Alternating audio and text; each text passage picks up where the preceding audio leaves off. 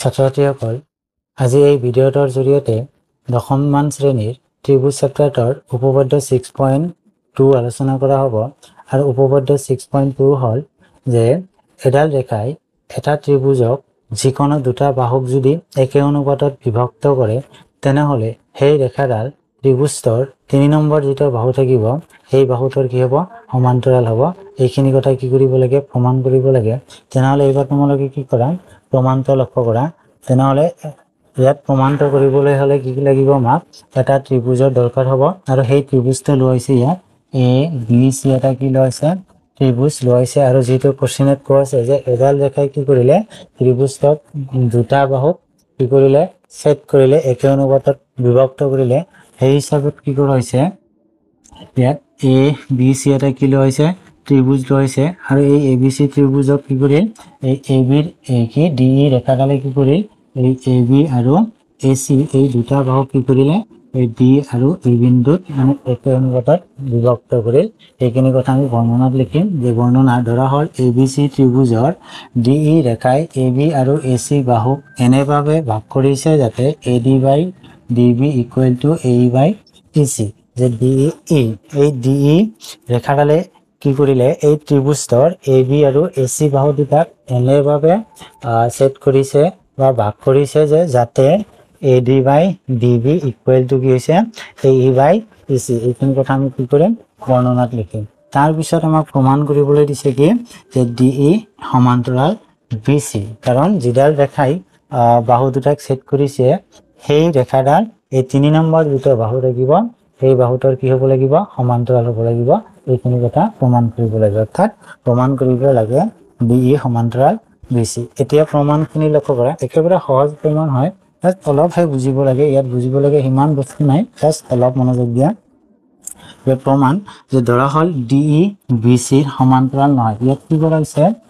যদিও ইয়াত একে অনুপাতত বিভক্ত কৰা হৈছে তেনেহলে এই হিচাপত যদি চিন্তা কৰা যায় উপপাদ্য 6.1 যে আছিলে এই হিচাপত কিন্তু ডি ই সমান্তৰাল কি হ'ব বি সি হ'ব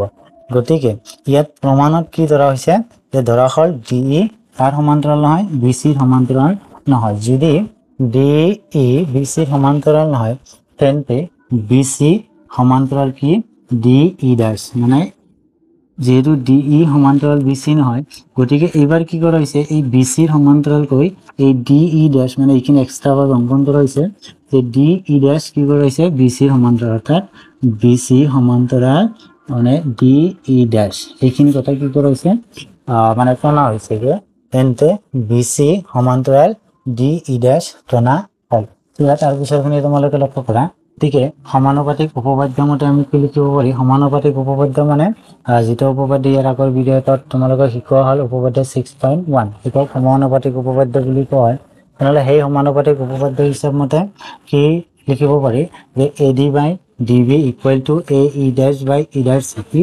এ D by D B equal to A E dash by E dash C এইটো কি কৰা হৈছিলে ধৰা হৈছিলে যে ডি ই ড্যাশ কাৰ সমান্তৰাল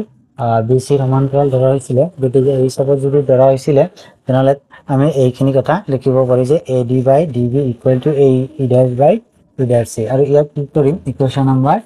1 দিম আৰু কিন্তু দিয়া আছে এইখিনি কথা আমাৰ কোশ্চেনত দিয়া আছিল যে A D by D B equal to A E by E C এইখিনি কথা দিয়া আছিল গতিকে ইয়াত ইকুৱেশ্যন নম্বৰ কিমান দিম 2 দিম এতিয়া তোমালোকে লক্ষ্য ইকুৱেশ্যন 1 ৰ লেফট হেণ্ড সাইডত কি আছে A D by D B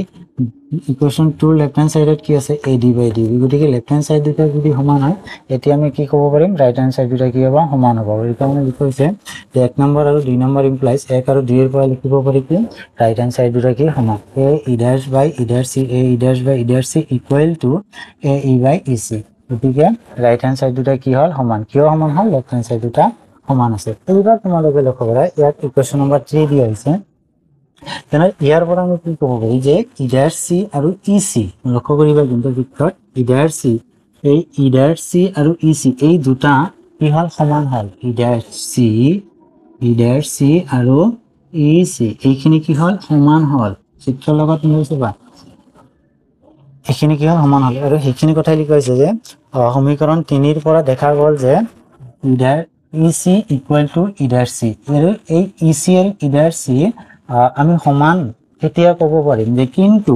E সম্ভৱ হ'ব এইখিনি সম্ভৱ হ'ব যেতিয়া এই ই ডেশ আৰু ই এই দুটা বিন্দু মানে এটা বিন্দু হ'ব দুটা বিন্দু কি হ'ব লাগিব এটা বিন্দু হ'ব লাগিব সেইকাৰণে কিন্তু যে ই সম্ভৱ হ'ব যেতিয়া ই আৰু ই ডেশ ই একেটা বিন্দু হয় তেনেহ'লে ই ডেশ আৰু ই যদি এটা বিন্দু হয় তেতিয়াহ'লেহে আমি কি লিখিব পাৰিম ই ডেশ C equal to A C তেনেহ'লে ই ডেশ চি আৰু এ চি ইকুৱেল হ'ব যেতিয়া কি হ'ব ই ডেশ আৰু ই বিন্দু দুটা কি হ'ব ইকুৱেল হ'ব গতিকে এইবাৰ আমি ডেৰফল লিখিব পাৰি যে ডেৰফল ডি ই সমান্তৰাল VC এইখিনি আছিলে প্ৰমাণ জাষ্ট এইখিনি কথাহে তোমালোকৰ মনত ৰাখিব লাগে আৰু বাকীখিনিতো আগত পাই আহিলে তো এইখিনি আছিলে এই উপপাদ্যটোৰ প্ৰমাণ তো আজিৰ ভিডিঅ'টো এইখিনিতে সমাপ্ত কৰিছোঁ ধন্যবাদ